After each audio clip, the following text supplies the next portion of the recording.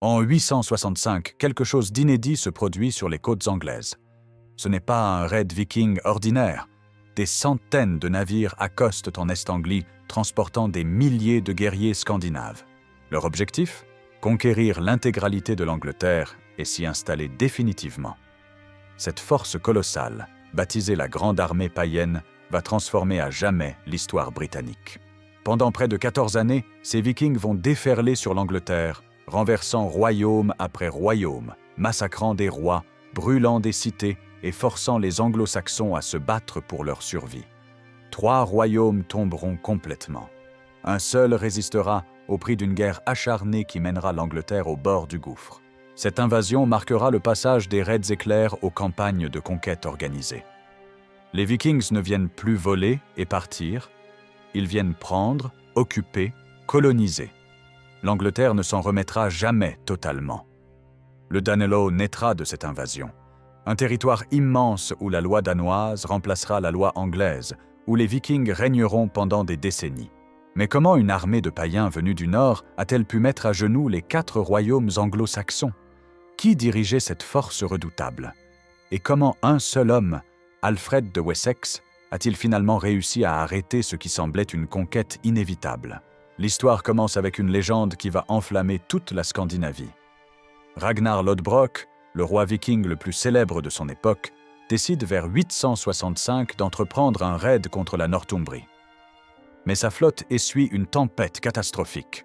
Ses navires s'échouent et Ragnar se retrouve face aux forces du roi Ael de Northumbrie avec une poignée d'hommes. La bataille est un massacre. Les guerriers de Ragnar tombent un à un et le légendaire viking est capturé. Ael refuse de lui accorder une mort honorable au combat. Au lieu de cela, il fait creuser une fosse qu'il remplit de serpents venimeux. Ragnar est jeté vivant au milieu des reptiles. Selon la légende, alors que les serpents le mordent de toutes parts, Ragnar chante son dernier poème, rappelant ses exploits et prophétisant la vengeance terrible que ses fils infligeront à Ael.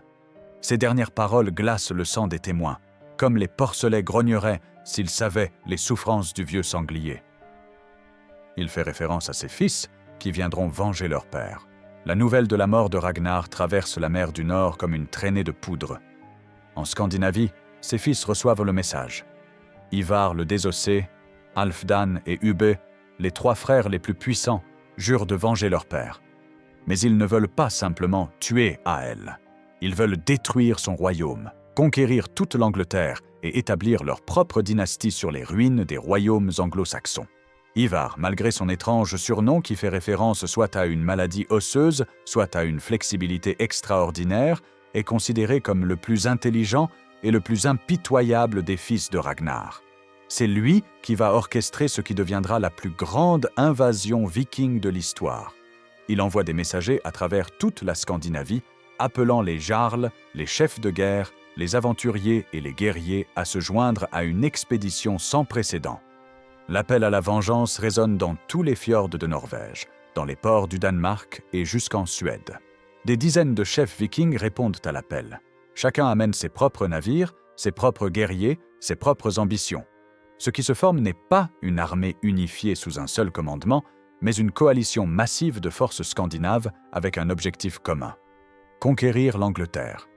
Les historiens estiment que cette armée comptait plusieurs milliers d'hommes, peut-être entre 3 et 5 000 guerriers, transportés par des centaines de navires. Pour l'époque, c'est une force colossale. Contrairement aux raids précédents qui ciblaient les monastères et les villages côtiers avant de repartir avec le butin, la grande armée païenne se prépare à rester.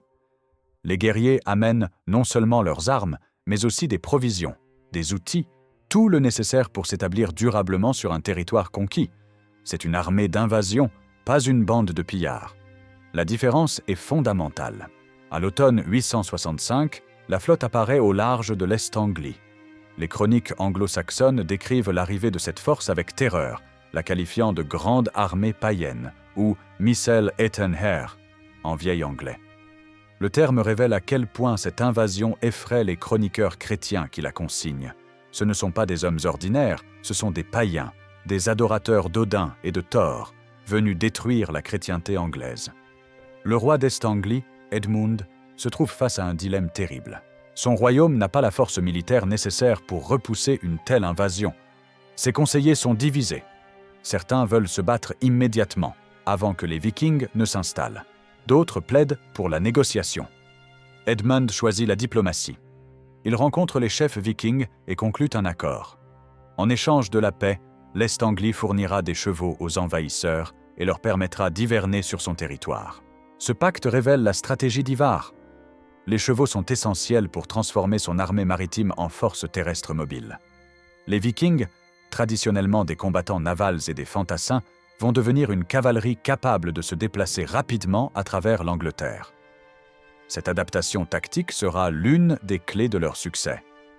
Pendant l'hiver 865 à 866, la Grande Armée s'établit à Thetford, renforçant ses positions, s'entraînant et préparant minutieusement la campagne suivante. Edmund croit avoir acheté la paix. En réalité, il a offert aux Vikings exactement ce dont ils avaient besoin. Du temps, des ressources et la mobilité nécessaires pour lancer leur conquête. Pendant ces mois d'hiver, Ivar et ses frères étudient la géographie de l'Angleterre, identifient les faiblesses des royaumes voisins et élaborent leur plan de guerre. Leur première cible n'est pas un royaume faible qu'ils pourraient facilement écraser, mais le plus puissant du Nord, la Northumbrie. Au printemps 866, la Grande Armée se met en marche vers le nord. Leur destination, York, la capitale de la Northumbrie. Le timing ne peut pas être meilleur. La Northumbrie est déchirée par une guerre civile entre deux prétendants au trône, Aelle et Osbert. Les deux rivaux se disputent le pouvoir, affaiblissant considérablement le royaume. Leurs armées s'affrontent pendant que les Vikings se rapprochent. En novembre 866, la Grande Armée atteint York, que les Danois appellent Jorvik. La ville, fondée par les Romains sous le nom d'Eboracum, est un centre stratégique majeur. Contrôler York signifie contrôler tout le nord de l'Angleterre. Les Vikings attaquent tout par surprise. Les défenses de la ville, affaiblies par la guerre civile et le manque de coordination, s'effondrent rapidement. En quelques jours, York tombe aux mains des païens.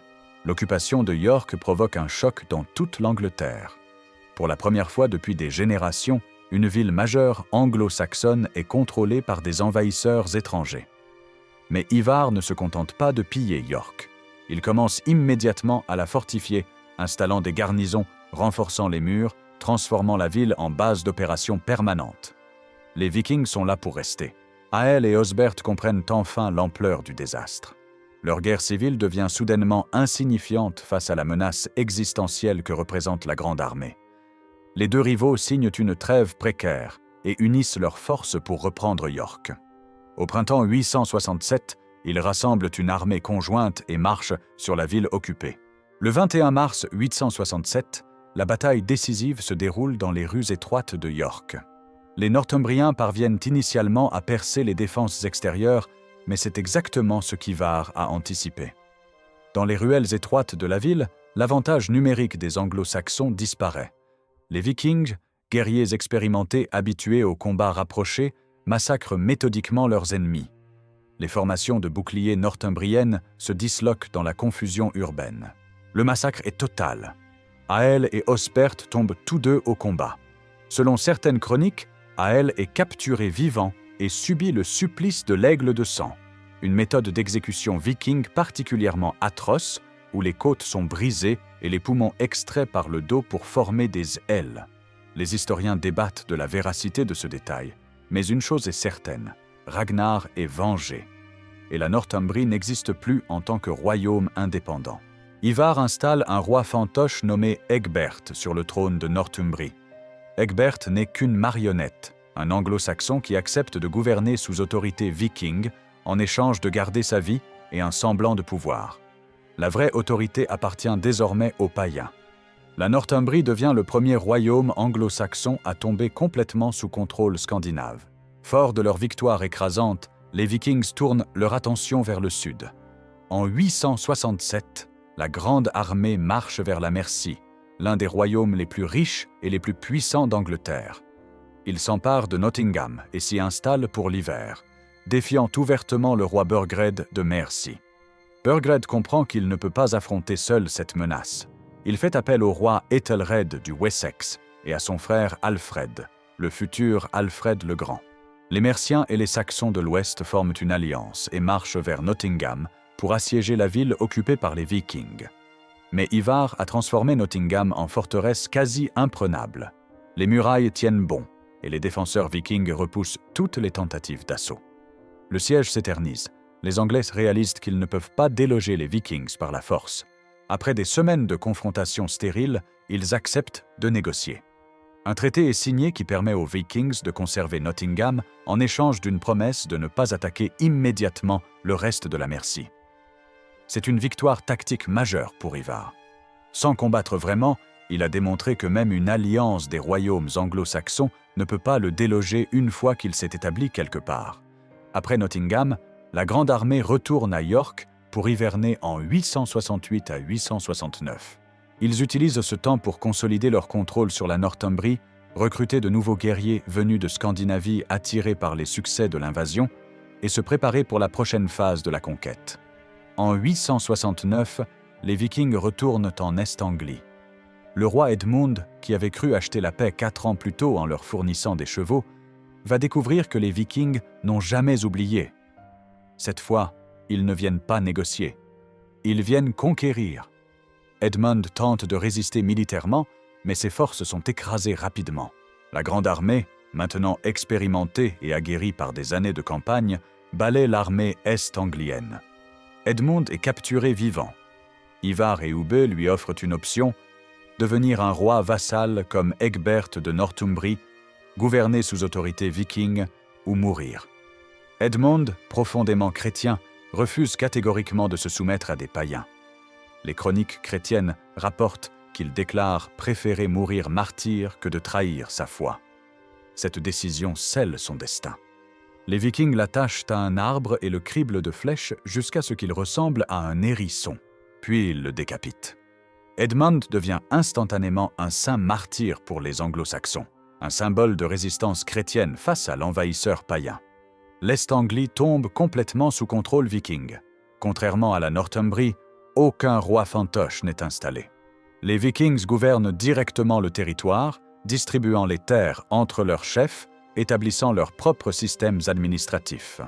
C'est le début de ce qui deviendra le Danelaw, cette vaste région d'Angleterre, où la loi danoise remplace la loi anglo-saxonne. La Grande Armée hiverne à Thetford en 869 à 870, exactement à l'endroit où elle avait débarqué 5 ans plus tôt. 3 des 4 royaumes anglo-saxons sont désormais détruits ou sous contrôle viking. Il n'en reste qu'un, le Wessex. En 871, une deuxième vague d'invasion déferle sur l'Angleterre. La Grande Armée d'été, conduite par un chef nommé Bacsech, arrive de Scandinavie avec des renforts massifs. Les nouvelles des conquêtes d'Ivar ont attiré des milliers de nouveaux guerriers vikings désireux de participer au partage des richesses anglaises. Cette armée rejoint la force originale, créant une coalition encore plus puissante. Les deux armées unies se tournent vers le Wessex. Le royaume d'Alfred et d'Ethelred devient la seule chose qui empêche la conquête totale de l'Angleterre. L'année 871 sera l'une des plus sanglantes de l'histoire anglo-saxonne. Les chroniques rapportent pas moins de 9 batailles majeures entre les Vikings et les Saxons de l'Ouest durant cette seule année. Les Vikings remportent la majorité de ces affrontements. À la bataille de Reading, ils écrasent une armée saxonne. Quelques jours plus tard, à Ashdown, les Saxons réussissent à les repousser temporairement, mais c'est l'une des rares victoires anglo-saxonnes. À Basing, les Vikings massacrent une autre armée saxonne. À Meretun, nouvelle défaite des Saxons où le roi Ethelred est mortellement blessé. Ethelred meurt peu après, peut-être des suites de ses blessures. Son frère Alfred, âgé d'à peine 22 ans, devient roi du Wessex. Il hérite d'un royaume au bord de l'effondrement, d'une armée épuisée par des mois de combats incessants et d'un ennemi qui semble invincible. La pression est si intense qu'Alfred est forcé de négocier. Il paie un tribut massif aux Vikings pour obtenir une trêve.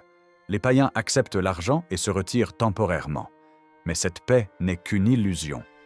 Les Vikings utilisent le tribut pour renforcer leur position, recruter de nouveaux guerriers et se préparer pour la conquête finale du Wessex. Ils savent qu'Alfred est affaibli, que son royaume est épuisé. Ce n'est qu'une question de temps avant qu'ils puissent administrer le coup fatal. En 874, la Grande Armée se divise. Halfdan emmène une partie des forces vers le nord pour consolider le contrôle viking sur la Northumbrie. Il mène des raids contre les Pictes en Écosse et les Britanniques du royaume de Strathclyde. Mais ces régions sont pauvres et offrent peu de butin. Halfdan comprend que les véritables richesses de l'Angleterre ont déjà été pillées. Il prend alors une décision historique. Au lieu de continuer à se battre, Halfdan et ses hommes commencent à se partager les terres autour de York. Les guerriers vikings deviennent des fermiers. Ils s'installent définitivement, épousent des femmes locales, commencent à cultiver la terre. La colonisation scandinave de l'Angleterre ne fait que commencer. Ces guerriers ne reviendront jamais en Scandinavie. L'Angleterre est désormais leur pays. Pendant ce temps, l'autre partie de la Grande Armée, dirigée par Guthrum, Oskytel et Anund, continue la guerre contre le Wessex. En 874, ils conquièrent la Mercie, chassant le roi Burgred qui s'enfuit en exil à Rome, où il mourra sans jamais revoir son royaume. Un roi fantoche nommé Ceolwulf est installé sur le trône mercien. La Mercie, dernier royaume anglo-saxon libre hormis le Wessex, tombe ainsi sous domination viking.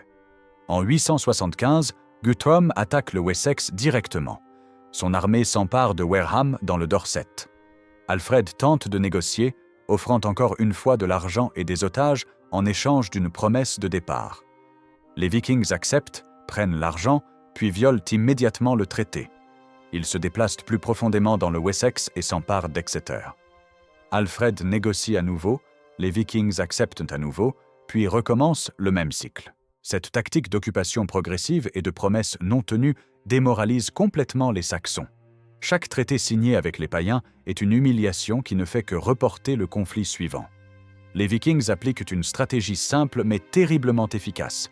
Occuper une position fortifiée, attendre qu'on leur offre un tribut pour partir, prendre l'argent, puis attaquer ailleurs quelques mois plus tard.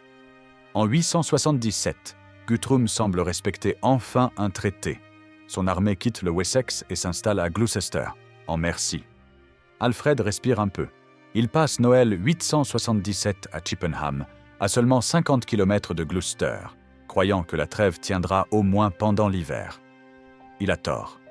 Le 6 janvier 878, juste après les célébrations de la 12e nuit, Guthrum lance une attaque surprise dévastatrice. Ses guerriers déferlent sur Chippenham en pleine nuit, prenant totalement par surprise la cour d'Alfred. C'est une tentative d'assassinat du roi saxon. Si Guthrum réussit à tuer ou capturer Alfred, le Wessex s'effondrera et toute l'Angleterre appartiendra aux Vikings. Alfred échappe de justesse à la capture. Il s'enfuit dans la nuit avec une poignée de fidèles, abandonnant derrière lui sa capitale, sa cour, la plupart de ses possessions. Les Vikings occupent Chippenham et commencent à ravager systématiquement le Wessex. De nombreux nobles saxons se soumettent, acceptant la domination viking plutôt que de continuer à se battre. Alfred se réfugie dans les marécages d'Athelney, dans le Somerset. C'est le point le plus bas de sa vie. Le roi d'Angleterre se cache comme un fugitif dans des marais infestés, entouré de quelques dizaines de guerriers loyaux, pendant que son royaume s'effondre autour de lui. Les Vikings contrôlent désormais la quasi-totalité de l'Angleterre. Guthrum se prépare déjà à se proclamer roi de toute l'île. Pendant plusieurs mois, Alfred vit dans la clandestinité. Les légendes populaires placent à cette période l'histoire apocryphe, où Alfred, déguisé en paysan, brûle les gâteaux d'une fermière qui ne le reconnaît pas. Mais derrière les légendes, Alfred prépare sa résurrection. Depuis son refuge marécageux, il envoie des messagers secrets à travers le Wessex, contactant les nobles restés loyaux, organisant secrètement une résistance. Au printemps 878, Alfred sort de sa cachette. Il convoque tous les hommes du Somerset, du Wiltshire et du Hampshire capables de porter les armes. La réponse le stupéfie. Des milliers de Saxons apparaissent, déterminés à se battre une dernière fois contre les envahisseurs. L'occupation viking brutale, les humiliations répétées, la destruction de leur royaume ont transformé une population démoralisée en une armée de vengeance. En mai 878, Alfred marche vers Chippenham, où Guthrum a établi son quartier général. Il rencontre l'armée viking à Edington, dans le Wiltshire. C'est la bataille qui va décider du destin de l'Angleterre. Si Alfred perd, c'est la fin définitive de la résistance anglo-saxonne. Si Guthrum perd, 13 ans de conquête viking risquent de s'effondrer. La bataille dure toute la journée. Les Saxons forment un mur de boucliers compact, une tactique défensive que les Romains utilisaient des siècles auparavant. Les Vikings lancent assaut après assaut, tentant de briser la formation saxonne. Mais cette fois, les Anglo-Saxons tiennent bon. Après des heures de combat acharnés, c'est la ligne viking qui se brise. Les païens commencent à reculer, puis à fuir. Alfred ne leur laisse aucun répit. Ses guerriers poursuivent les Vikings en fuite, les massacrant par centaines. Guthrum réussit à s'échapper et se réfugie dans Chippenham avec les survivants. Alfred assiège immédiatement la ville, coupant toutes les voies d'approvisionnement. Après 14 jours de siège, la famine force Guthrum à capituler. Cette fois, le traité qui suit est différent. Alfred ne se contente pas d'accepter de l'argent et des promesses vides. Il impose des conditions strictes. Guthrum doit remettre des otages de valeur, garantissant le respect du traité. Plus crucial encore, Guthrum et ses principaux chefs doivent accepter le baptême chrétien, avec Alfred lui-même comme parrain de Guthrum. C'est une humiliation spirituelle profonde pour les païens, mais aussi un geste de réconciliation qui va transformer l'occupation viking en coexistence plus stable. Le traité d'Eddington marque la fin de la conquête totale, mais pas la fin de la présence viking en Angleterre. Alfred et Guthrum négocient pendant plusieurs années avant de formaliser un accord final vers 886. Ce traité définit officiellement les frontières du Danelaw, la région d'Angleterre sous loi danoise.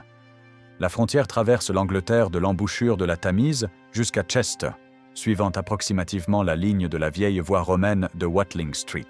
Au nord et à l'est de cette ligne s'étend le Danelaw, comprenant l'ancienne Northumbrie, l'Est Anglie et une grande partie de la Mercie. Ces territoires sont désormais scandinaves dans leur administration, leur culture, leur système juridique. Dans le Danelaw, les lois danoises remplacent les lois anglo-saxonnes. Les Vikings distribuent les terres entre eux, créant de nouvelles fermes, de nouveaux villages avec des noms scandinaves. Encore aujourd'hui, des milliers de toponymes anglais portent des suffixes nordiques comme by, village, torp, hameau, ou thwaite, clairière. York devient Jorvik, un centre commercial scandinave prospère, qui commerce avec le monde viking entier, de la Norvège à Constantinople. Le Danelaw n'est pas un royaume unifié, mais une confédération lâche de territoires sous contrôle viking. Les 5 bourgs, Leicester, Nottingham, Derby, Stamford et Lincoln, deviennent les centres administratifs majeurs, chacun gouverné par un jarl danois. Ces seigneurs vikings maintiennent leur propre identité culturelle tout en coexistant avec la population anglo-saxonne locale. Les mariages mixtes se multiplient, créant une société hybride anglo-scandinave.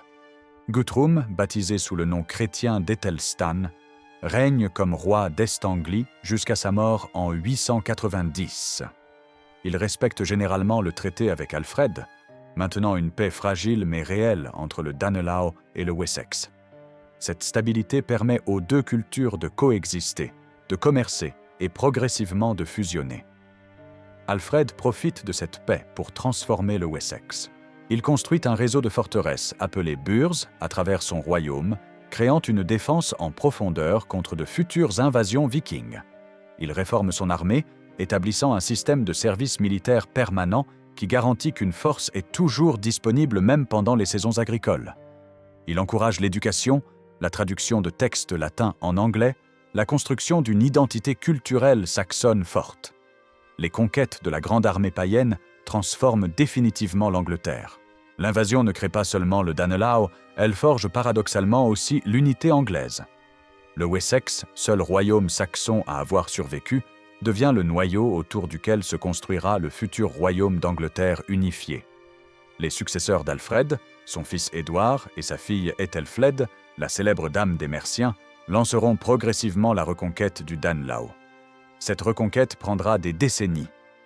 Édouard l'Ancien et Æthelflæd travaillent systématiquement, construisant des forteresses, grignotant territoire après territoire. En 917, Æthelflæd reconquiert Derby. L'année suivante, Leicester tombe. En 920, Édouard force les Vikings de York à reconnaître son autorité, bien qu'ils conservent une large autonomie. En 954, la mort d'Éric à la hache sanglante, dernier roi viking indépendant de York, marque officiellement la fin du Danelaw en tant qu'entité politique indépendante. Mais l'influence viking ne disparaît pas pour autant. La culture scandinave est tellement enracinée dans le nord et l'est de l'Angleterre qu'elle persiste pendant des siècles. Les descendants des guerriers de la Grande Armée deviennent des Anglais à part entière, mais ils gardent des traditions, des lois, un dialecte influencé par le vieux norrois. L'anglais moderne contient des centaines de mots d'origine scandinave. Sky, ciel, egg, œuf, knife, couteau, take, prendre, tous hérités de cette période. Les systèmes juridiques du Danelaw influencent également le développement des lois anglaises. Le concept de jury, par exemple, a des racines partielles dans les pratiques judiciaires scandinaves. Les structures administratives établies par les Vikings, comme le découpage en wapentakes, districts militaires, persistent longtemps après la reconquête saxonne. D'un point de vue démographique, les estimations suggèrent que plusieurs dizaines de milliers de Scandinaves se sont installés en Angleterre suite à l'invasion de la Grande Armée. Dans certaines régions, particulièrement autour de York et dans le Lincolnshire, la population scandinave représente peut-être jusqu'à 30% des habitants au début du Xe siècle. Ces colons ne sont pas seulement des guerriers, mais aussi des fermiers, des artisans, des marchands qui contribuent à la prospérité économique de leur région. Ivar le Désossé disparaît mystérieusement des chroniques vers 870. Certaines sources irlandaises suggèrent qu'il est mort en 873 après avoir régné comme roi de Dublin. D'autres théories placent sa mort en Angleterre, peut-être enterré dans le tumulus découvert à Repton, où archéologues ont trouvé un corps masculin entouré de centaines de guerriers, suggérant un chef de très haut statut. Le mystère de son surnom persiste également. Souffrait-il vraiment d'une maladie osseuse qui le rendait fragile? Était-ce une métaphore pour autre chose? Ou simplement une traduction erronée qui signifiait « sans jambes » dans le sens de boiteux? Halfdan meurt en 877 lors d'une bataille en Irlande contre d'autres Vikings. Sa mort illustre une réalité souvent négligée. Les Vikings ne formaient pas un bloc unifié. Les conflits entre différents groupes scandinaves étaient fréquents, parfois aussi violents que leur guerre contre les Anglo-Saxons. Halfdan laisse derrière lui un héritage durable dans le nord de l'Angleterre, où ses descendants et ses guerriers ont établi des dynasties qui perdurent pendant des générations. Ubbe, le troisième frère, meurt en 878 à la bataille de Sinwit dans le Devon. Il tentait d'ouvrir un second front dans le sud-ouest pendant que Guthrum assiégeait Alfred. Mais l'armée d'Ubbe sous-estime les défenseurs saxons du Devon, menés par l'Ealdorman Odda. Les Saxons attaquent par surprise le camp viking et massacrent les envahisseurs. Ubbe tombe au combat et cette défaite contribue à affaiblir la position de Guthrum, facilitant indirectement la victoire d'Alfred à Edington quelques mois plus tard. Guthrum lui-même, malgré sa conversion forcée au christianisme, devient une figure relativement respectée. Sa décision d'honorer le traité avec Alfred plutôt que de continuer une guerre sans fin démontre un pragmatisme politique rare. Il comprend que la conquête totale de l'Angleterre est désormais impossible et qu'un royaume scandinave stable et prospère en Est-Anglie vaut mieux qu'une guerre d'usure perpétuelle. Son règne jette les bases d'une coexistence durable entre Scandinaves et Anglo-Saxons. La Grande Armée révolutionne la guerre viking. Avant 865, les raids vikings sont essentiellement des opérations de hit and run. Attaquer rapidement, voler tout ce qui est possible, partir avant que les défenseurs puissent organiser une résistance sérieuse. La Grande Armée introduit une approche totalement différente, la guerre de siège et d'occupation. Les Vikings deviennent experts dans la prise et la fortification de villes. Ils comprennent l'importance de contrôler des points stratégiques plutôt que simplement de les piller. York, Nottingham, Thetford, Wareham, Exeter, chaque ville capturée devient une base fortifiée qui protège les Vikings des contre-attaques anglo-saxonnes. Cette stratégie force les Saxons à venir les assiéger sur des positions préparées, inversant le désavantage tactique traditionnel des raids vikings. L'utilisation de chevaux transforme également la mobilité viking. Les guerriers scandinaves traditionnels combattent à pied, débarquant de leurs navires pour attaquer puis rembarquant rapidement. La Grande Armée adopte la cavalerie, permettant des mouvements rapides à travers l'intérieur des terres. Cette mobilité surprend constamment les anglo-saxons qui ne peuvent jamais anticiper où les Vikings frapperont ensuite. La taille même de la grande armée change les règles du jeu. Les raids vikings précédents comptent quelques centaines d'hommes au maximum. Contre une force de plusieurs milliers, aucun royaume anglo-saxon ne peut mobiliser une armée suffisante sans coordination avec ses voisins. Mais cette coordination est précisément ce que les Vikings empêchent en frappant rapidement, en semant la division et en exploitant les rivalités entre royaumes saxons. Les tactiques de terreur jouent également un rôle.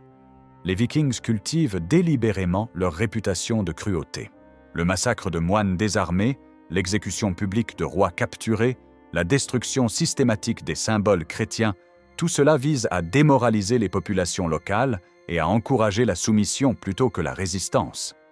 Cette guerre psychologique s'avère souvent plus efficace que la simple force militaire. L'invasion de la grande armée païenne a profondément bouleversé la société anglo-saxonne, forçant une transformation radicale pour survivre. Les anciens systèmes féodaux décentralisés se sont effondrés face à cette menace coordonnée.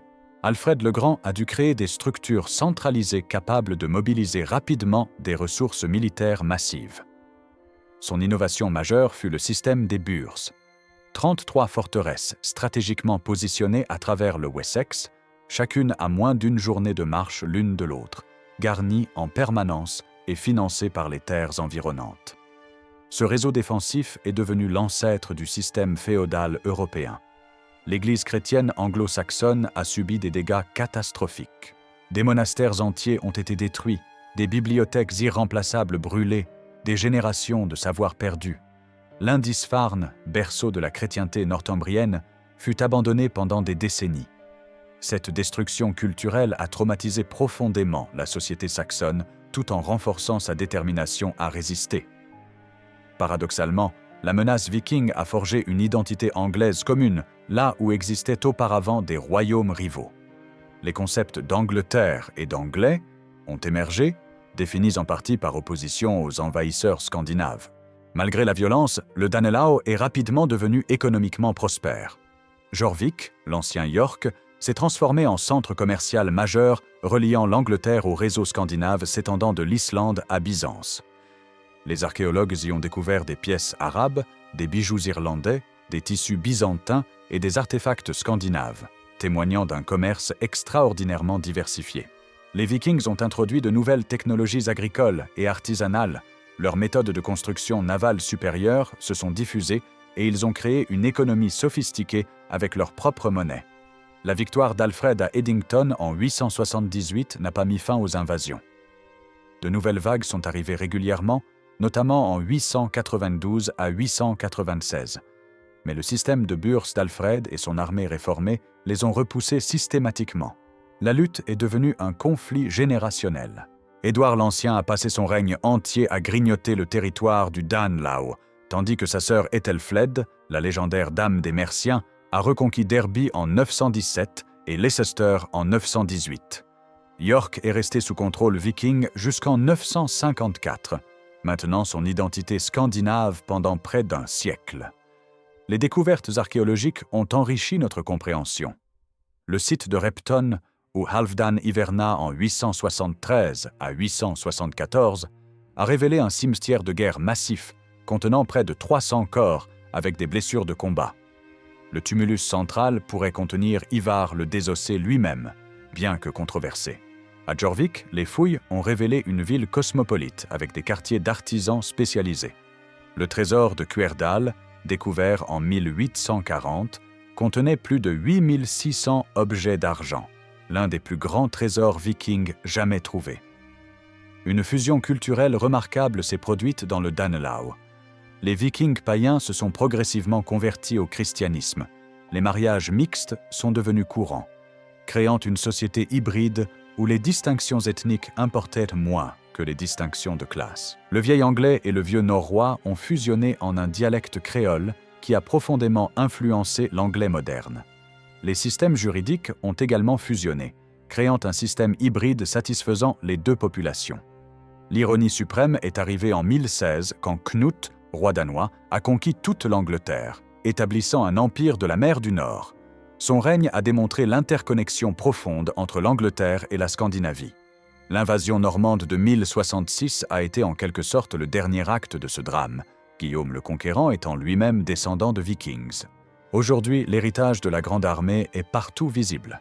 Les toponymes scandinaves parsèment le nord et l'est de l'Angleterre. Des villes comme Grimsby, Scunthorpe, Whitby portent des noms vikings.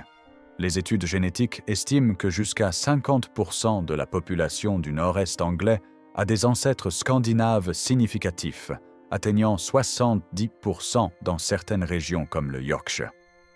La langue anglaise elle-même contient des centaines de mots d'origine scandinave, incluant des termes basiques comme they, them, their, get, take, call. Quand Éric à la hache sanglante mourut en 954, le Danelaw cessa d'exister comme entité politique indépendante. Mais cette absorption n'était pas une défaite. Les Vikings sont devenus partie intégrante de l'Angleterre. Leurs lois, coutumes et langues enrichissant irréversiblement la culture anglo-saxonne. Alfred le Grand et son petit-fils Æthelstan ont été façonnés par leur lutte contre la Grande Armée, créant le royaume anglais unifié. L'histoire de la Grande Armée n'est pas simplement celle d'une invasion ratée, mais celle de la naissance de l'Angleterre moderne, forgée dans la fusion de deux peuples ennemis devenus un. 14 ans ont changé une île pour toujours, créant non pas la destruction totale redoutée, mais quelque chose de nouveau et durable. Les Vikings sont venus conquérir l'Angleterre, mais l'Angleterre les a conquis en retour, les transformant de païens danois en anglais chrétiens. Cette double conquête a créé l'Angleterre médiévale et jeté les bases de la nation moderne. 1000 ans plus tard, l'ombre de la Grande Armée plane toujours sur chaque village scandinave, chaque mot norrois dans la langue anglaise, chaque anglais avec des ancêtres vikings.